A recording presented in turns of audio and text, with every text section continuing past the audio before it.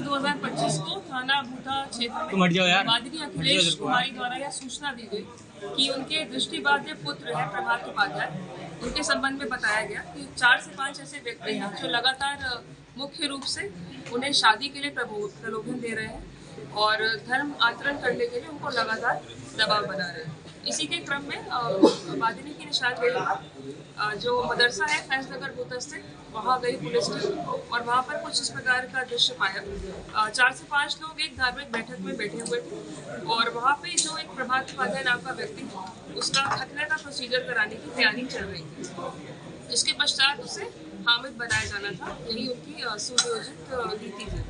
जब टीम घटनास्थल पर पहुंची तो उन्होंने इस प्रयत्न को रोका, इसको विफल किया और इसके अलावा उन्होंने जो घटनास्थल से बरामदगी की है वो कुछ इस प्रकार है। प्रभात उपाध्याय के पास से हमने करीब 10 पुस्तकें बरामद की है और 12 ऐसी सीडियां बरामद की है जो धर्म परिवर्तन के लिए प्रेरित करती है। इनमें से मुख्य रूप से जो नोटेबल है वो जाकिर नायक नाम के व्यक्ति की सीडी है, जिसको सुनकर इन्होंने उसको प्रेरित किया था धर्म परिवर्तन। इसके अलावा जो घटनास्थल से हमें चीज़ें बरामद हुई है वो कुछ इस प्रकार है। एक हमको पासपोर्ट मिला है, आधार कार्ड मिले हैं, कई पुस्तकें मिली हैं इसी प्रकार की, कई सीडियाँ हमें बरामद की है इस घटनास्थल से। इसके अतिरिक्त हमने 3 कन्वर्जन सर्टिफिकेट्स वहाँ से बरामद किए हैं, जिसको देकर ये प्रमाणित करते थे कि आपका घर परिवर्तित कर दिया गया है। इसके अलावा एक और बरामदगी हुई है जो ये संकेतित करती है कि ब्रजपाल साहू नाम के व्यक्ति को अब्दुल्ला बनाया गया है कुछ वर्ष पूर्व और वो इसी गैंग से, इसी केस से लिंक हो रहा है। जो ब्रजपाल साहू और अब्दुल्ला है, उसकी जो बहन है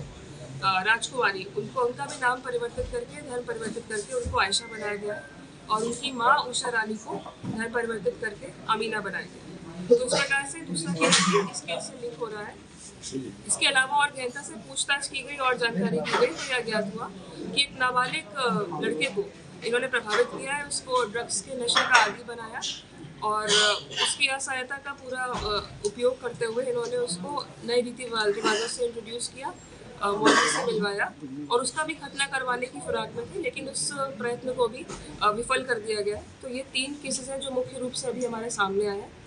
हमारी गिरफ्त में 4 अभियुक्त हैं। मुख्य अभियुक्त हैं इसमें अब्दुल मजीद, आरिफ, सलमान और फहीम। इस नाम के 4 अभियुक्त हम आज जेल भेज रहे हैं।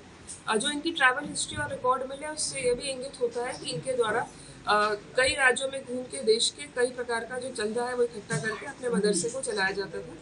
और जो इनकी अकाउंट हिस्ट्री है, सलमान के 12 खाते अपनी बीवी के साथ मिला था और अब्दुल मजीद के 5 खाते बीवी के साथ मिला था, जिसमें 2000 से अधिक ट्रांजैक्शन है, जिससे यह इंडिकेट हो रहा है कि इसमें किसी प्रकार की जो वित्तीय अनियमितता है वो इनके द्वारा दर्शाई जा रही है और इसमें और गहनता से जांच पड़ताल की जा रही है पुलिस टीम द्वारा।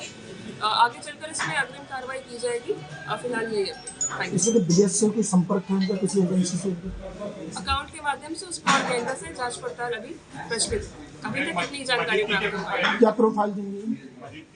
मजीद मदरसे में ही पढ़ा हमेशा से और वो अपने आप को मौलाना बताते हैं और उनका कहना है कि वो कई मदरसों में जाके उद्देश्य देते हैं, पर अक्रॉस इंडिया उनकी लोकेशन पाई गई है, अक्रॉस इंडिया उनकी ट्रैवल हिस्ट्री पाई गई है और चंदा इकट्ठा करना भी पाया गया है कई स्रोतों से। क्या लालच देते थे सर? कई प्रकार का लालच दिया जाता था उनके द्वारा। स्पेशली जो लाचार व्यक्ति होते थे, जैसे अब्दुल है, हमारे अब्दुल्ला है, उनका भी एक्सीडेंट हुआ था। प्रभात उपाध्याय है, वो भी दृष्टिबाधित व्यक्ति थे। तो ऐसे असहाय व्यक्तियों को ही ढूंढकर इनके द्वारा शादी का प्रलोभन मुख्य रूप से दिया जाता है। मैम, जहांगीर बाबा का कोई कनेक्शन निकल के आ रहा है क्या? फिलहाल उस पर जांच जारी है और किसी प्रकार का कनेक्शन निकलने पर आपको सूचित किया जाएगा। फिलहाल 4 आरोपित पकड़े गए हैं, अब्दुल मजीद, आरिफ, सलमान और फहीम। एक अभियुक्त वांछित है जिसका नाम महमूद है। तो ये 3 केसेस इन्वॉल्व है, जिसमें हमने एक केस तो पहले अब्दुल्ला वाला, बाकी 2 केस में जो प्रयास है उसको विफल किया गया पुलिस की तरफ। अभी तक ये 3 केस अरे हाथ आगे चाहिए सामान, वो छूट गया आज का कोई